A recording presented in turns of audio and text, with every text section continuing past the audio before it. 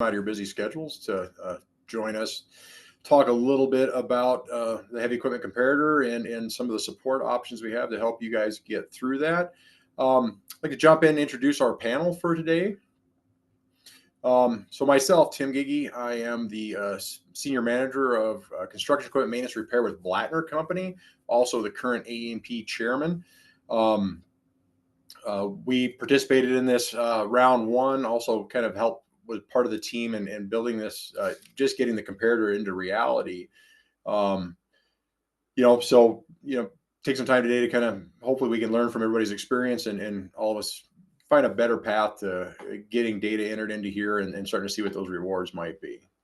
Dan? Cool. Thank you, Tim. Again, thanks everybody else for joining us today. Dan Maitland, I'm the fleet manager of Ajax Paving Industries of Florida, and happy to be here. I did participate in the comparator last year, and you guys are here because we have, people that are interested in this and want to contribute. And I guess that's my takeaway from everyone here is like, we're on the forefront of creating an industry standard for our industry that does not exist. So this is the first step, and look forward to helping you guys answer some questions, and we'll move forward like that. Sean? Sean Williams, Equipment Division Manager for Haskell. I'm out of Oklahoma City. Tiptoed into this last year. This year, I'm fully going into it. We've been doing something similar, and this gives us a chance to tie our financials from a company standpoint and an equipment standpoint and really see what we're doing. Initially, it looks pretty scary. Once you get into it, you realize how valuable it is, and you kind of start building and modeling your KPIs off of what the comparator is. That way you can kind of put your division on a path and make sure that your equipment is the way that it needs to be. But it's pretty valuable, and it's been a good learning experience. So if anybody has any questions, feel free to ask, but happy to be here and join in. Justin? Appreciate it, Sean. Justin Smith, President and CEO of TBR Strategies. We're a maintenance and reliability consulting firm out of Raleigh, North Carolina. We consult all over the country, obviously, and out of my home state right now. But yeah, so I don't participate in the study itself, but all my clients do, and I encourage them to. And one of the things that we see is there over the years is that we learn more, we capture more, and we want to have really good data when we're submitting it. And so, the clients that I do have that were able to submit, for the first go around, they were able to submit a good amount of metrics, and we wanted to be able to say, okay, well, how do we get others to be able to do that? And one of the best things is be able to open it up to where folks can ask a lot of questions and learn more about it, and how to, where do you begin it? And, how do you start gathering some of this information? And so that's what we're really looking to do here today is answer those questions and look at, at least 5 of the key metrics that we have to say, okay, well, what do we do next? This is what I use. What would you suggest I do first? So looking forward to seeing some of the questions, and hopefully we'll be able to answer all those for you. Excellent. So go to the next slide, Michael. Looking at this as the AMP, we've kind of sat back and said, you know what, we think these five are pretty meaningful. So I mean, we're as an organization taking a focus on these as far as from an educational standpoint, and really pushing to try to get our members to let's get these 5 metrics out there. Let's get some good solid data around these, and start this process. And with that, we've got these teed up to walk through these, but we really want this to be less of a presentation, us telling you what's here, and more of what are your guys' struggles with this? Where are the barriers in it? Honestly, just 32 metrics is quite a bit to pull together from from anybody's aspect. So as we go through here today, enter questions in the chat, right? We'd much rather answer specific questions that are going to help you out today, than to just go down some scripted portions here. 2, if hey, you want to jump on mic and ask the question, maybe walk through some details or a unique scenario that you see that you're struggling with, feel free to raise your hand. Bottom of the screen, you should see reactions. Go in there and hit the raise hand. We have to be moderating all this. That'll either bring your chat questions forward or identify who's raising their hand so we can get you off mute, and you can ask that question of us here. So with that, we figure, I don't believe we have any questions yet. So we'll jump in on, let's walk through PM compliance, just kind of see what that looks like. And hopefully we got some questions that drive where this goes. So as you can kind of see here, PM compliance is really to kind of measure, are you getting your PM tasks, your preventative maintenance items done when you need to get them done? So bit of an example of the math here, looking at, if we have 480 total maintenance work orders planned and scheduled for the month, 320 were completed within the week that they were due. So we can, by doing a little bit of the math there, say, hey, our PM compliance is 67%. Obvious point, I think, from a value aspect on this is it really makes sure you're doing what needs to be done when it needs to be completed, not over, not late, not too late, not too early. There's dollar figures attached to that, but the reality of it is nobody does this perfectly all the time. So we kind of got that. I'll hand it over to everybody else here on the panel. See if you got any other input in here before we jump into the next one. Yeah, we better. Go ahead, Justin.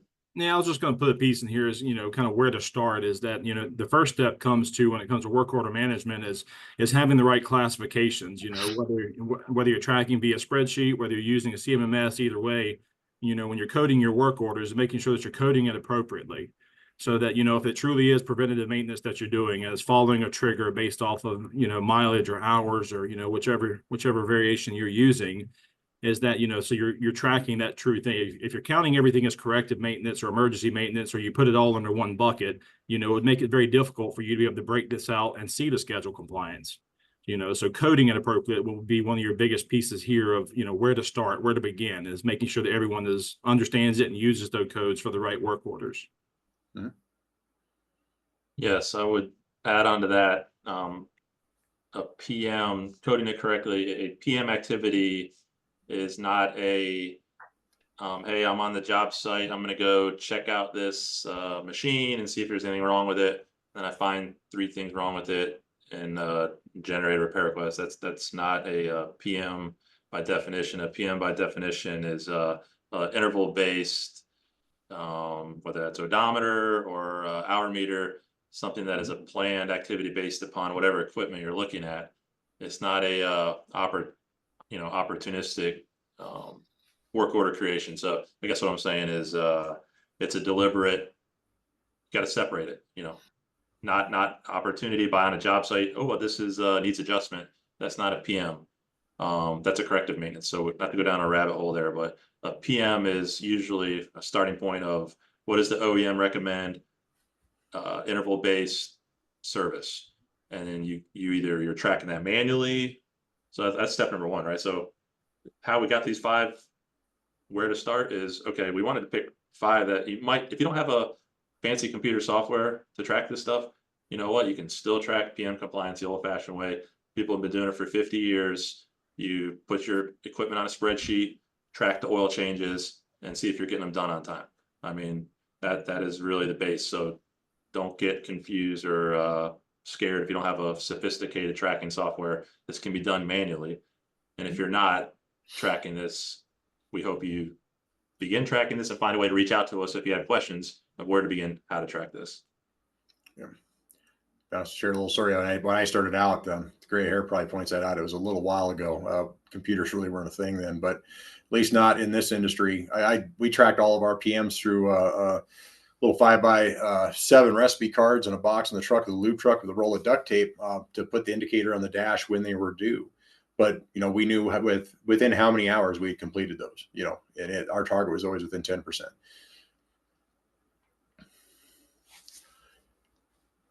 Well, let's come on, folks, some questions. Help steer us where we're going with this.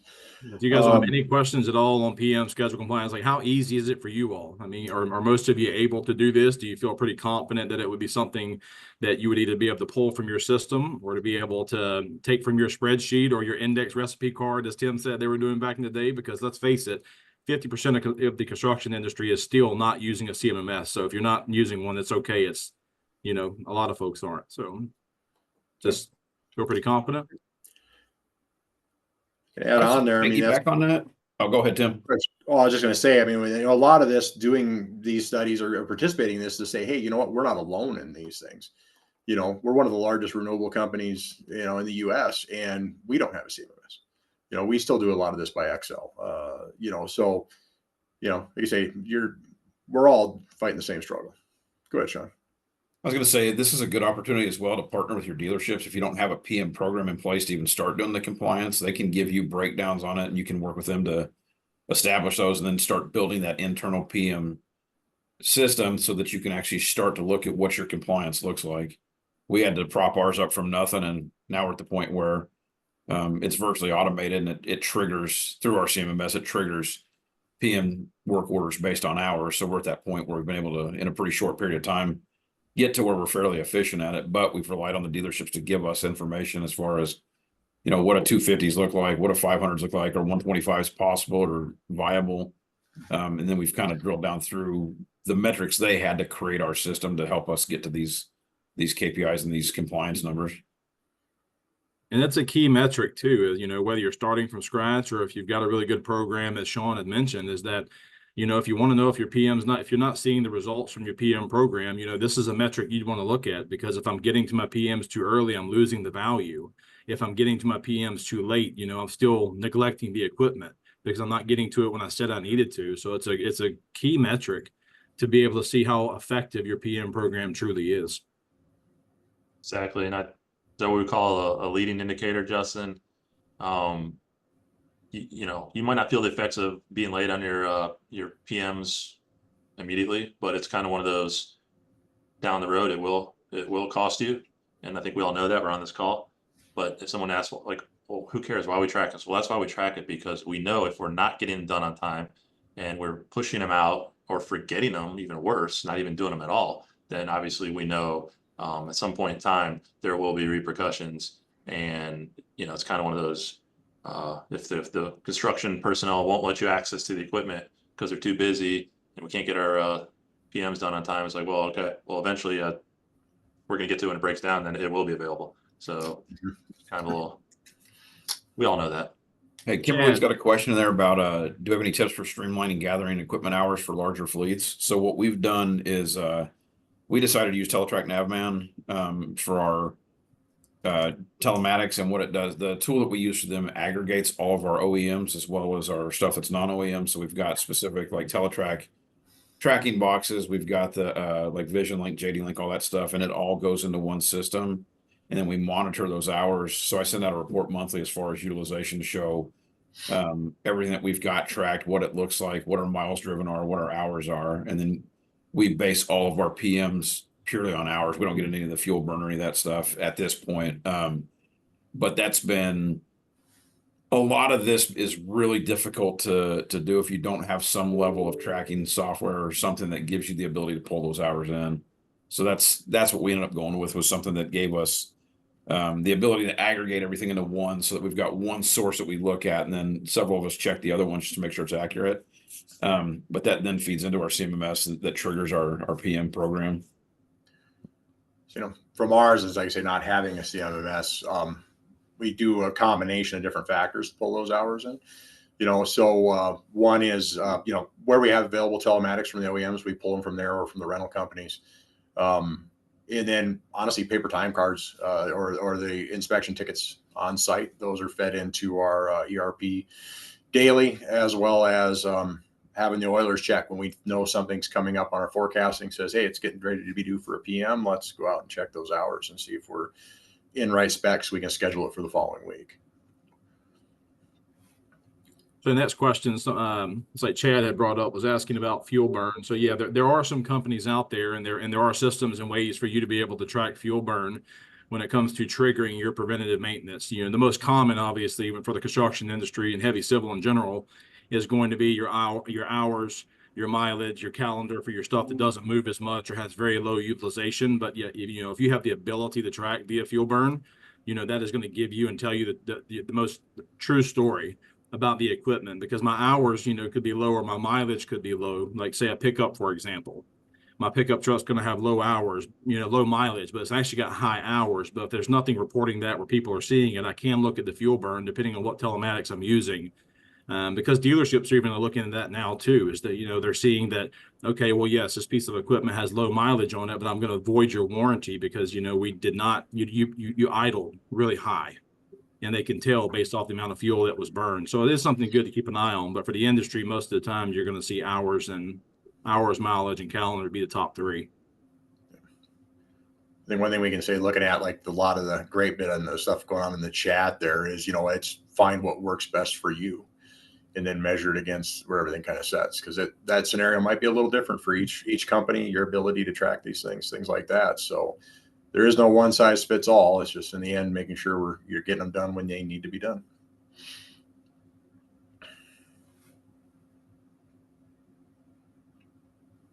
Do any of you panelists want to continue to offer any tips for Kimberly on streamlining gathering the EQ hours for larger fleets? Any other outstanding tips or tricks? And Rachel, I would say the number one tip is telematics. I mean, that is should be a goal. That's the easiest way and typically the most reliable way. And if you don't have telematics, then some kind of weekly report turned in from the operators. That's the old-fashioned way. Before telematics, people turned in, inspection forms and stuff like that. So you just got to get them somehow. There's two ways to do it. You do the old-fashioned way, and somebody reports the hours, or you have the computer do it for you. Yep. If you're not connected through telematics, look for your touch points, right? So operators are on there daily. The oiler fueler, maybe they're daily as well, maybe once a week, every other day, whatever that is. But try to find ways to incorporate those touch points into gathering those hour meter data. Yeah, and as Dan and Tim both mentioned, I mean, really that is the only way you can streamline is to utilize your telematics. I mean, you go back to the old way where people were reporting on Fridays, Friday morning, Friday evening, whatever time it was, every single week, your foreman or crew lead or project manager or whomever it would be, whoever's responsibility it was tasked with turning in all the hours for the equipment for that week. If they were there and not on vacation, someone else didn't forget. So you've got to have some other types of checks and balances in place, which is normally whoever the keeper of these hours is and manually entering this data. But your other checks and balance would be every time that your mechanic is actually working on it, or your oiler or your luber or your PM tech is touching it, they're validating the hours based off of what was last reported. That's really as good as you can get at, keeping the system true and trusting the hours that are reported. You still have to do that same thing, even if you're using telematics. There's still errors in places and times it doesn't ping or report, and it shows discrepancies. If you have a CMMS system, a lot of the good ones out there will tell you that, you can't have this number reporting. There's no way possible, enough hours in a week, and it'll flag it for you. But there's still instances to where, we as humans have to put something in place to validate that information. Mm-hmm. Another question that came in. Oh, Tim, do you want to keep? No, you're on it, Rachel. Go ahead. Okay. Another question that came in is, and there's generating a lot of discussion. So thank you, Chad Burdock, for posting it. But do the panelists want to chime in on this? Basing their PMs off a fuel burn versus engine hours. If you're capable, to be honest, fuel burn is going to give you the purest results of that because it's going to be more accurate to the actual duty cycles of those engines involved. Not the easiest one to track, though, to be honest. I mean, you got to have some pretty good systems in place, but so if you can get there, great.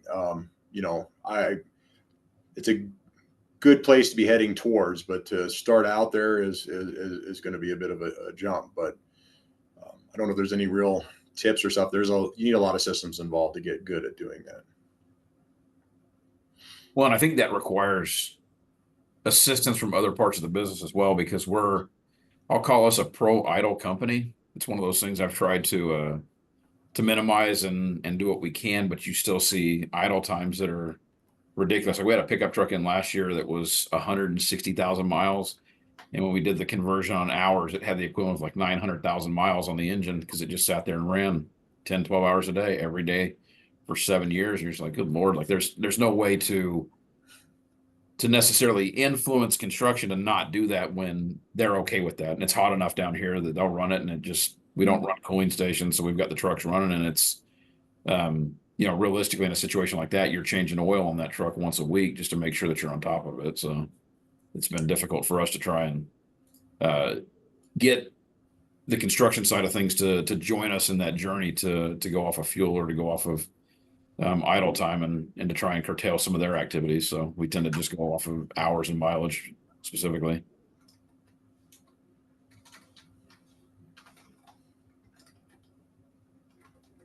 Yeah, it looks like there's another, Sean, question from, I see you replied from John. What is an acceptable margin of error for a third-party GPS provider?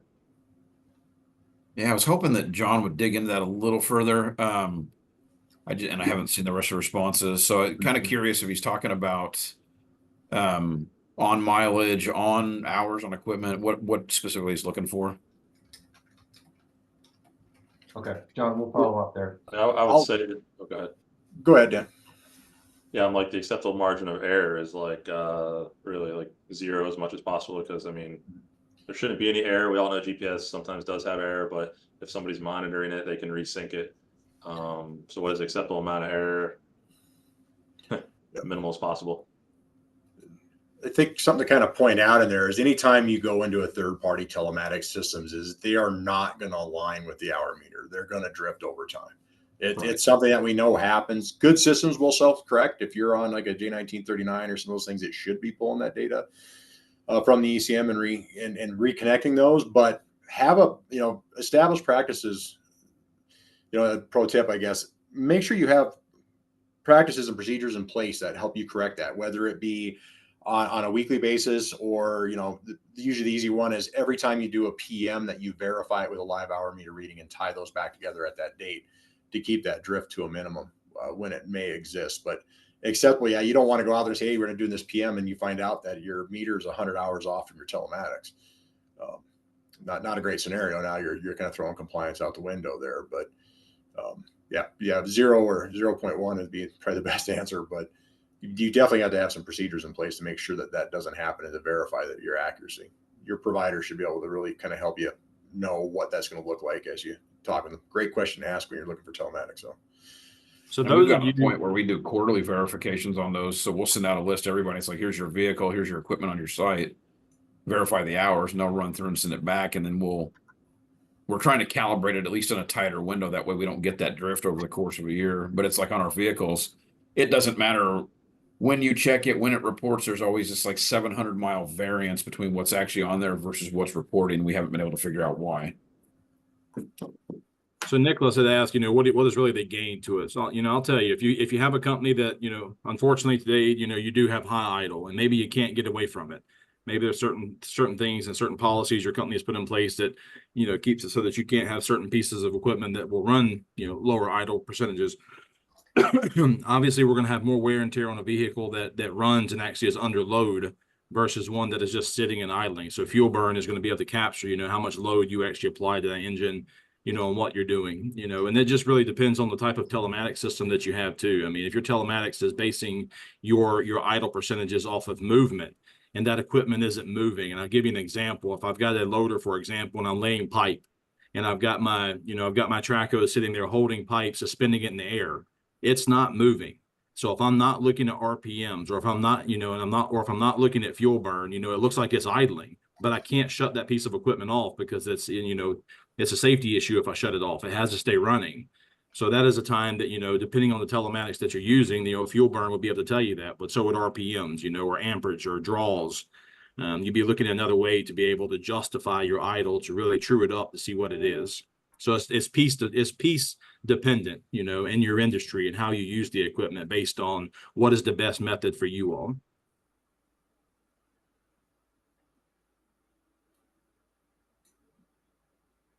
Awesome. Great bit of conversation. We don't want to go, I think, burn up the whole time on this, even though, like I say, it's a great bits of conversation. Maybe let's walk into the next one and see if we can get that fired up there, unless anybody's got a metric that they've looked at and they say, hey, how do we get better at this one? So I'm going to flip to the next. Oh, you got the next slide already. So Dan or Sean, you want to grab this? Sure, I'll do this one. Maintenance backlog. Again, what is maintenance backlog? Like, it's the definition. This one will be very hard to track if you don't have a work order system. So that needs to be the prerequisite number one. Because what a backlog is, it represents all known work you have in your queue, just like our construction crews have a backlog of work to get to in their job sites. Our maintenance department should have a healthy backlog, look ahead work, predictable work within our division. And why is it important? Well, You can figure out if you have too many mechanics. You can figure out overtime predictions. You can figure out staffing situations. If you have zero backlog, it's hey man, I'm going through that right now. We just got out of a shutdown. We like ate through our backlog, and it's hard to justify overtime because like, guys, what are we doing? We know we're busy. We know stuff comes up, but are we just sitting around waiting for the phone to ring? Like, where the crew's not calling stuff in? It's an indicator of a healthy shop situation. How do you calculate it? Well, you gotta use planned hours. That's like step number one, like very important. If you're not currently using planned hours for your jobs, I recommend you start. Whoever maybe your shop foreman or if you have a scheduler, every job that comes in, you should put on the work order. If you think it's going to take 2 hours, if you think it's going to take 6 hours. Now it's very touchy in our industry. Mechanics see a job and it's like, oh, you put 4 hours. It's not going to take 4 hours. I don't know what I'm going to get into. Well, that's great. Theoretically, down the road, you can have job plans built that transmission replacement is going to take this long. Dealerships do a good job at it when they're replacing parts. Ford has the plans already built into their system. When you have a mixed fleet, a little bit more challenging. So point being is, how long a service takes typically, how long most jobs take. If we get the call, talk to the mechanic who diagnosed the problem and ask them, hey, how long do you think it's going to take? It's going to take you 3 hours. Okay, well, let's agree upon that. And then you kind of measure yourself too. Like if you said it's going to take 3 hours and it took you 7 hours to close on, labor on the job, well, then let's talk about it. We're not here to be big brother, but let's talk about what happened. Did we give you the wrong part? You had to go shag a part. There's all kinds of directions it could go. But that is maintenance backlog. It's taking all your planned hours, adding them up, and then dividing it by how many hours your mechanics typically work in a week in your head count. And you usually classify it in weeks. So I don't know if Justin can tell us best in class, but 3 to 4 weeks of backlog sounds healthy. Where if nothing else came in, you're going to chew up all your work in 3 to 4 weeks, and your guys are going to have nothing to do. That's kind of feel free to take it from there, Justin, or whoever. Yeah, that sometimes it's hard for us to grasp is like, oh my gosh, I got backlog. That's a bad thing. Backlog helps you plan effectively and increase the wrench time of your technicians so that they can be most efficient. You're not constantly operating in the day-to-day and the weeds and the firefighting of everything. But it also is a good key driving factor for our equipment managers. If I'm looking at my backlog, and to Dan's point, if I'm putting my estimated repair times or planned times, yeah, of course, I want to look at my, my plan versus actual, my estimated versus actual to see how close I was to plan, just like we would with any other type of budget.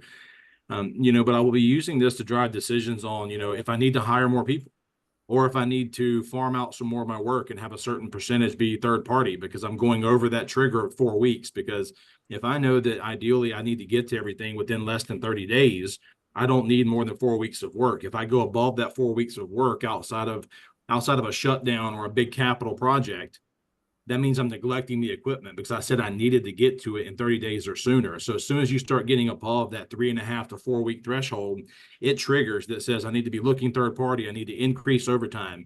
If it's a long-term deal, maybe you need to look at staffing and increasing the staffing. But, on the flip side of that, once I start to see that trajectory go the other way and, I start burning through my backlog, once you get to that 2.5 week mark to 2 week, because you really don't want to dip below 2 weeks, because then you get back into inefficient planning and it costing us more to do the same maintenance activities, then you start pulling that stuff back. Once the trend is going the other way, you start taking back some of the third party, you start reducing some of the overtime, and it's constantly a balancing act of, keeping it between that 2 to 3.5 weeks to really get the most out of your maintenance department and get the most utilization out of your people.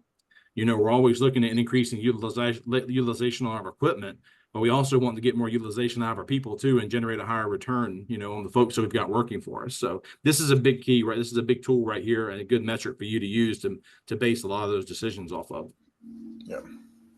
We talk a lot in the industry. It shows up quite frequently a couple times here in just the past couple of weeks about right sizing. We look at right sizing our equipment, right sizing our fleets, right sizing whatever else it is. When you look at your your maintenance operations, this is one of the better indicators of of your right sizing of that. You know, if you think you've got the fleet mix right and you've got, you know, your equipment aging is right and everything like that, making sure you're at the proper staff to keep that availability at its maximum. Maintenance backlog is a great indicator of that, because it helps you kind of see how well you're keeping up on top of the daily wear and tear, the bigger items, your PM items, all those various aspects. This is what this kind of indicator leads to.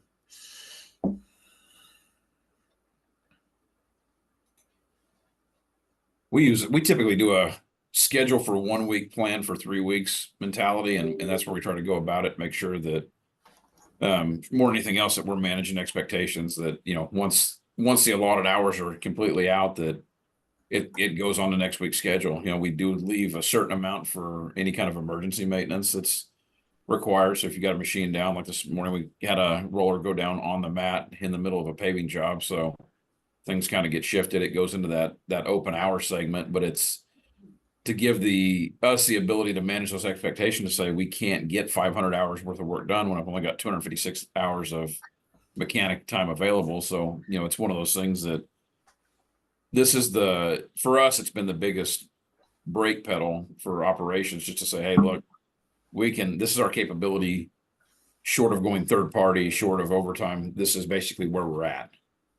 So it's a good metric to track, just to make sure that they know where you're at. And it's a communication tool between shop and operations, so they know what exactly is going on. Awesome. Any other questions on backlog? No, but I think, Tim, there's a lot of questions about different systems and stuff. And I think Justin had a good comment about, you know, there's a lot of systems out there. You know, obviously there's certain strategic partners of A&P, but I just maybe we want to reiterate, like, kind of what Justin said. Like, if someone doesn't have a system, it's good to do that, you know, demo and analysis and think about the big picture, right? Walk us through it. Go ahead, Tim. Walk us through it. All right, so you know, there are many good systems out there, and as Michael mentioned, you know, we are affiliated with quite a few of the organization, you know, and so, you know, I'm not pinpointing not a single one, you know, but I am telling you that I encourage you to go out and, you know, people ask me all the time in the industry, because I work with so many different systems, on which ones are my favorite, and trust me, I have a pros and cons and a likes and dislike list, you know, but I don't want to do that. I encourage you to put a team together, get all the high level things, you know, all the things that are important to you and your company and where you want, not just one department, but all departments that are going to have to interface with this system, because you're buying this for more than just one position. And then once you've got that list, put you a matrix together so that you're giving a fair ranking to everyone that you're demoing. And I recommend that you submit requests, you know, to 4, 5, 6, 7 different companies, and don't do it. I would, you know, be careful on just trying to find the one that does one thing really well. You know, because that can get you into a lot of trouble down the road. Is it's really good at one thing, but it's just very mediocre in a lot of other areas.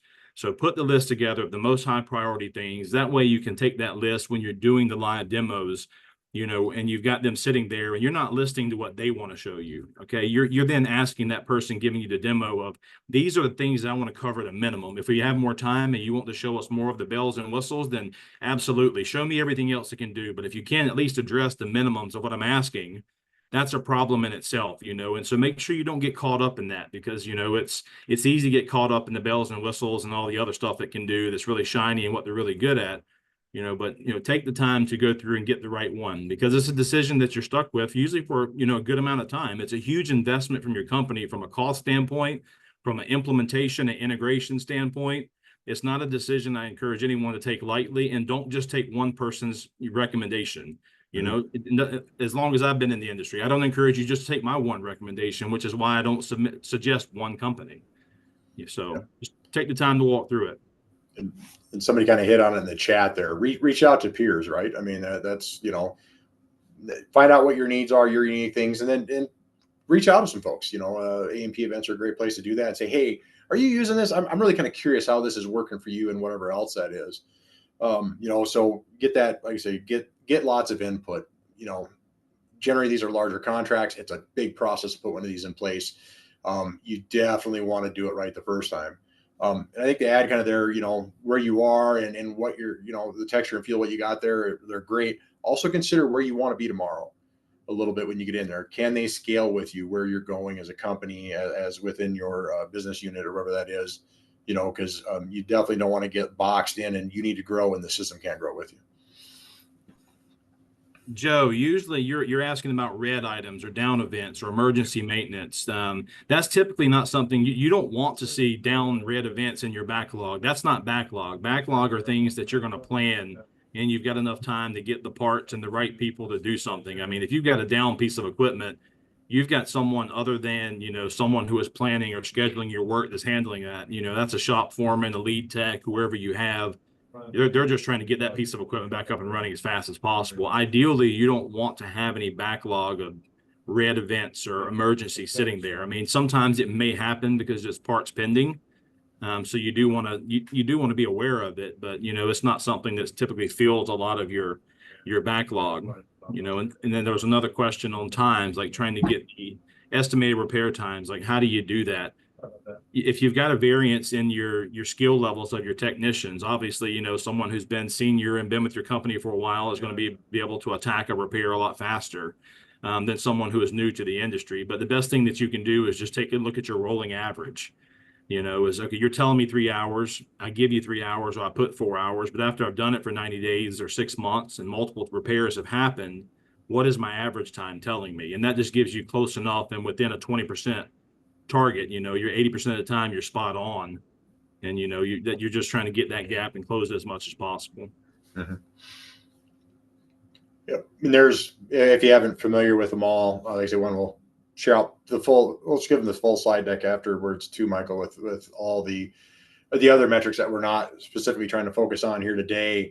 Metric 28 gets into the percentage of your work hours, emergency work order hours as a percentage of your total man hours. So you're doing it by having the red work orders. That's great, you know, because we're finding that's not as common as we thought it probably should be. So you're on the right track there. Just, yeah, like I say, they shouldn't, hopefully they're not showing up on your backlog. They should be, you know, that address on the front side. So. And again, too, I'll just caution, because I've been down this road, you know, technology solutions don't solve your problem. There is no easy button. They all have their strengths and weaknesses. They all have their implementation challenges. It still comes down to a process. You know, that's why our boomers of this industry is like, I don't understand. We've been doing it this way for 30 years. And it's true, man. Like, you don't need software to like do this, but it can make your life easier and you can have more data to make decisions, but it doesn't, you know, fix the machine. It doesn't, you know, solve all the world. There's no easy button. And I think we chase the shiny object sometime. And I love these software companies, but they overpromise and they underdeliver. Like, that is a fact of the industry, and I'm friends with them, but that is so true. And they bug out. So, I mean, again, just like telematics, it's great. We have telematics, but at any given time, 5 to 10 are down. At any given time, 5 to 10 or 20 are, you know, delayed 5 hours, 10 hours. So it requires human intervention, and somebody's still got to do the work. So that's, you know, I'm off my soapbox. Mike brought up a good point on here. You know, trying to accurately predict how long repairs will take, you know, the amount of time in there and how you kind of get that build out. Pretty key component of backlog, I guess. Sean, you want to speak to that one? Yeah, let me get to that slide.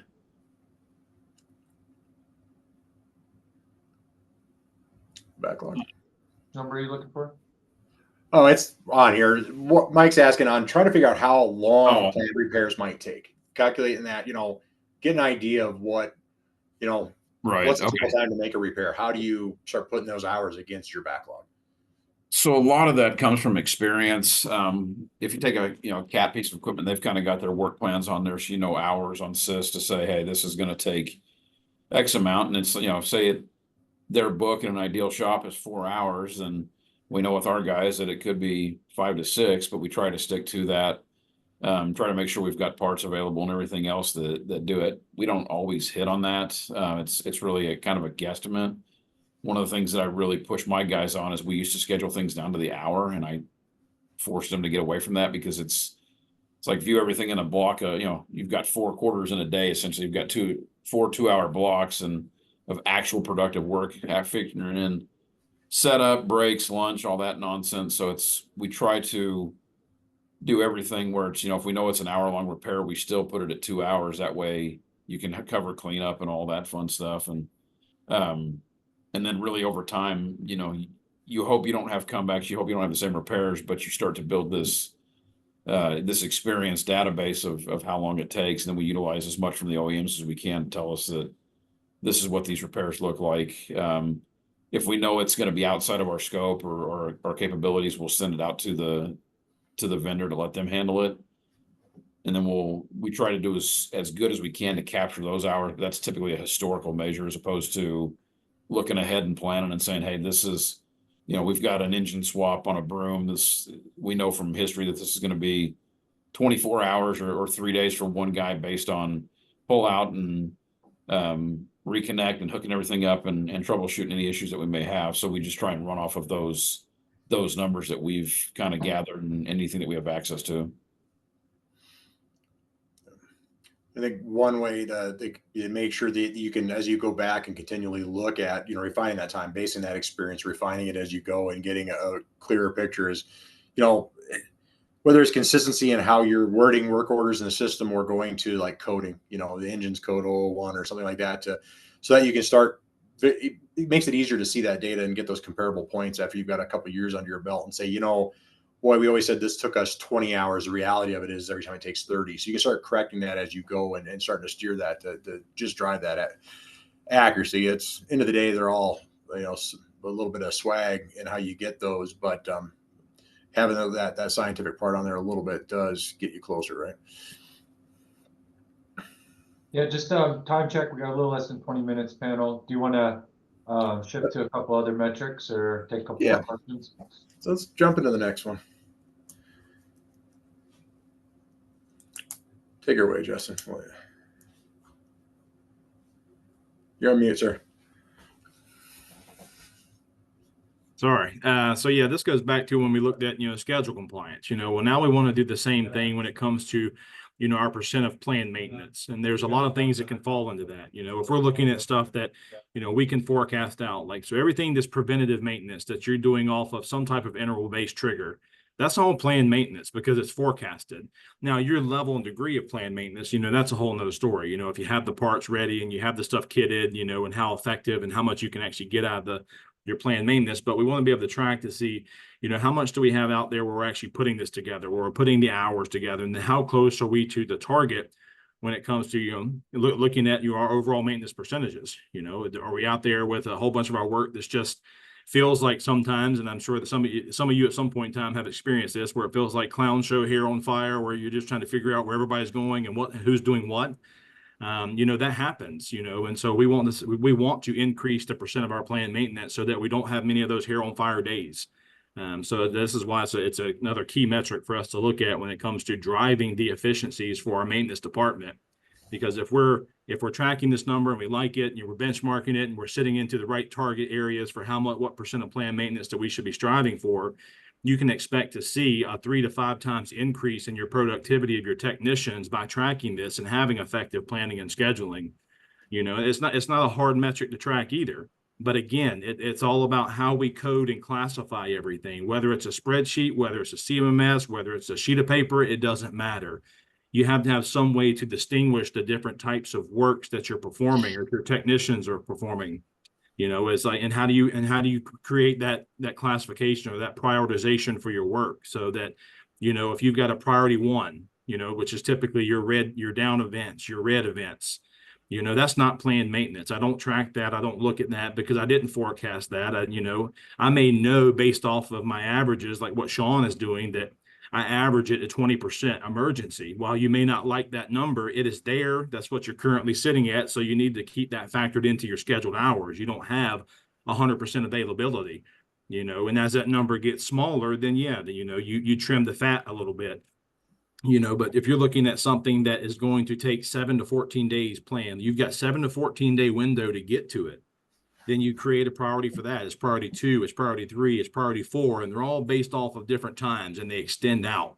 And so you start looking at the different percentages and where you spend most of your time. Do you have, your highest percent of work sitting in emergency? I hope not. And I know you hope not. but you want to see where's that balance, and what do those percentages look like? And so your first step is to create a priority system and make sure that, once you've created that, once you put it in the system where you've got whoever's going to be owning that and controlling it and documenting it, that, someone else brought this up in the comment section, is that you can build all these processes out and the policy to support it. But if you don't communicate this across to your people and teach them how to do it and understand why you're doing it, if you've never done this before, your company is going to wonder, well, why are you changing this now? Again, you go back to we've been doing this 30 years this way. Why change it? You have to give them that information if you want to be successful with any change effort, of when you're going to make the change, why you're making the change, what is the benefit going to be to the company, what does it mean that is going to change for them, what is not going to change for them, and then who do they need to talk with if they have further questions, or if they start doing it and have further questions, who do they reach out to?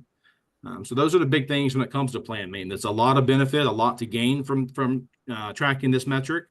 But it requires, a lot more communication with it too, to ensure that, you've got good numbers there being presented, because otherwise you come up with a great process and a great policy and a great procedure, but you don't have really good execution.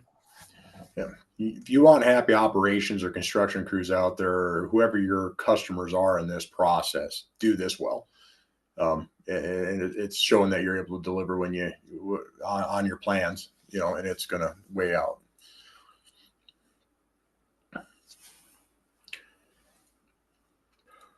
Cool.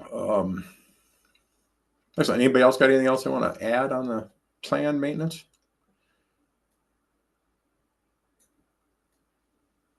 We all live for this stuff. All right. I think we might have a few minutes. We can jump into the next one, Michael. And Sean's off mute. He's ready. Yeah, I'll take it. So we have this discussion weekly because we track these numbers, and again, that's why you want to be as accurate as you can on your work orders, and making sure that your time for your plan stuff is critical. But like on the schedule compliance, we track emergency is kind of an outlier because I've got a CAT resident tech, so he lives here, he resides with us. We've got him 50 hours a week, and generally everything that we send him out on is emergency, and we weren't classifying or capturing that time until just recently. So we've started to put that on there. So it kind of, whatever our schedule is for the week, that, our hour allotment, he's just this 50 hours on top of that always goes to emergency. So we do that. We do corrective, we do preventative, we do predictive. So if you've got a part that you're cutting edges on a loader, those are going to have to come up. So it's a wear part. We plan those out and get them before they get into the bucket. And we take all those hours, and then we add on a component that's it's CM from PM. So every time I have my PM tech go out and he does an oil change or a lube change, every time he's out there, he'll inspect the machine. Anything that he can get out of there that's a corrective piece of work that we can do, he'll write a work order up on that. It goes out to one of our techs, and then we'll work that in there. So it's, we try to hold as tight as we can that schedule compliance. This week we completely whiffed, so we were about 50%. And we were 50% over on plan. So we thought we had roughly 300 hours. We ended up with 150 because we were just tighter and, easier repairs than we thought. Didn't take near as long. So it allowed us to kind of pivot and do other work. But this is one of these things that this kind of pulls everything together and ties it in. And, overall, it gives you kind of a snapshot of what your shop operations look like and how you're doing, from parts ordering to inspections to getting stuff repaired. Yep. And one thing I got to point out here, not necessarily directly to schedule compliance, but as you look at all these, there's threads that connect all these together. When one kind of sits down and looks and you see, 32 metrics, or, and the challenge of that is just the dauntingness of the numbers involved.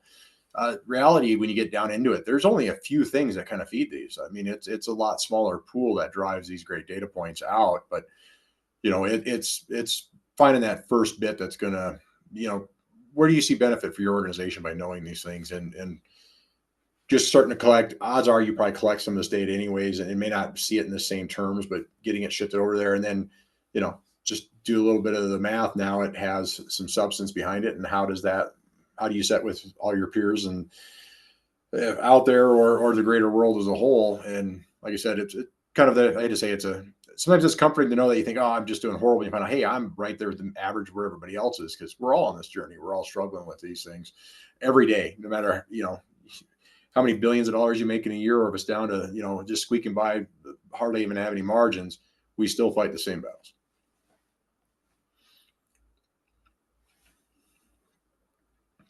And so I do want to bring up, you hear a lot of us speaking on hours and what we're tracking, because obviously hours, whether it's talking about what type of work we're doing, hours spent on PM tells me a better story of really how much I actually invested into a PM program versus just work order. But we look at both. We look at how many work orders we had that were PMs and how many hours. Same thing with schedule compliance. Like you're hearing Sean talk through the hours and the benefit. We've all been doing this for a long time, so it's different for us. But if it's new to you, you may not be able to track the hours right away. But what you can track really quick is at least a work order. You know that you created the work order. Your hours may not be right, and it might not be where you want it to be, but you at least know if you executed the work order and got that done. So it's still a good metric to be able to look at and see both of them, but be able to track your compliance, whether it be work order and seeing what your percentage is and where that sits, but then also doing it from the hour standpoint, because then looking at the hours gives you the opportunity to then, be able to adjust it. What do I need to do different? What do I like? If I've got too many hours to where I really drilled in and I executed and I had a lot of leftover hours, it gives me an opportunity to fill the gap. But your goal is to be able to get as much out of your technicians as possible. So if you see that that's a norm, you go back and you make your adjustments to your estimated repair times that you have in your system. That's a win. That means that your mean time to repair is decreased. Another metric that we look at in reliability field. But so that would be a win that you would celebrate if you see it on a common. It's happening week after week that you're over constantly. You can capitalize on that, but that's not always the case. Usually it's the other way around. You budgeted 3 hours and it turned out to be 5. So but it allows you to at least be able to look at it and see, what adjustments need to be made. Well, I think an important part of that too is that 100% is unrealistic. If we hit it, it's on accident. So this is kind of a rolling target, and you have to do what you can to get better. And at some point when you hit 80%, I mean, I don't have the best in class numbers on this one, but I think that's about it, isn't it? I mean, and it's, again, we're in such a fluid environment and stuff changes, weather happens. It doesn't, we had a job stop on a turnpike last year where the guy went to hit a soft stop and hit a hot stop on a plant. They couldn't figure out, they thought it was electrical issues. So we spent hours trying to get back up just to realize that it was the button to the right that he hit. And all we had to do is pull that out and we were back in and running. But, $75,000 in turnpike fines later, we're back up and running. But we just try to get better because there's so many things coming at all of us from every different direction that you have to set a number, have that be your goal, and then adjust as you're doing this and realize that maybe 80% is way outlandish, or maybe it's way low. You don't know, but you just have to jump into the pool at some point, set a number down and try and hit that. Never know if you're improving if you're not measuring it, right? Right.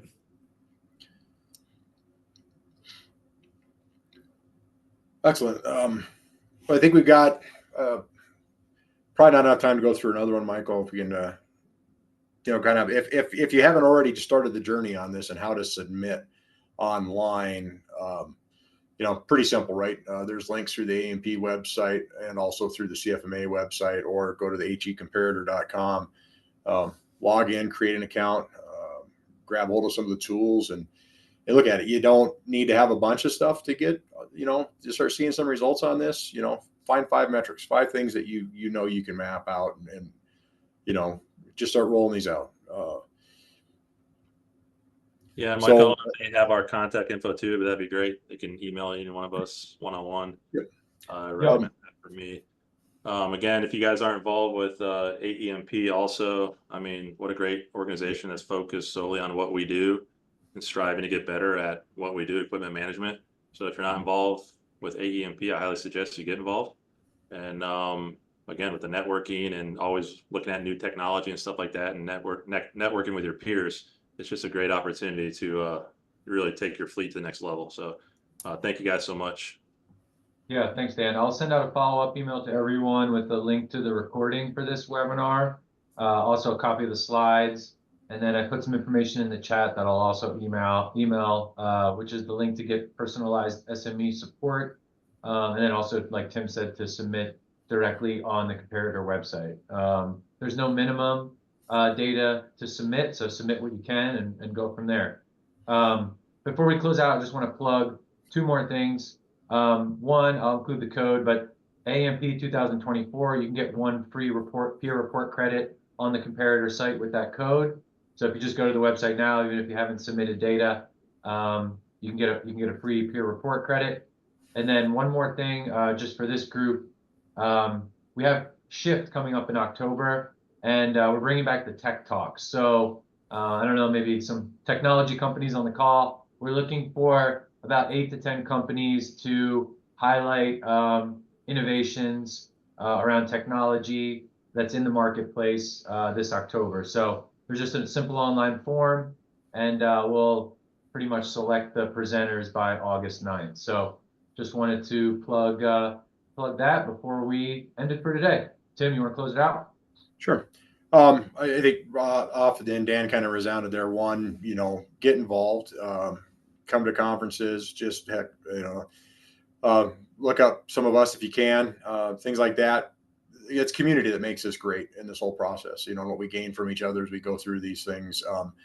Honestly, we didn't do a whole lot of prep coming into this because, we've worked together on other projects. We know, that we're there for each other and what it is. And that's what the AMP, right, is the community that it provides in those items there. So on behalf of the AMP, those of us on this panel, thank you. Thank you so much for taking your time out to learn a little bit more about the Comparator, listen to us ramble for the past hour. Thank you for wanting to take these steps to, improve not just what you're doing as an organization, your companies, but what we're doing as an industry as a whole as well. So, it's all for you guys. With that, I think, Michael mentioned we had, I think, a little swag on there, the Q&A stuff. So make sure if you participate, to get your free report on that. And I guess with that, I hope everybody enjoys their day. Thanks, everyone. Take care, all. Thank you. Appreciate it.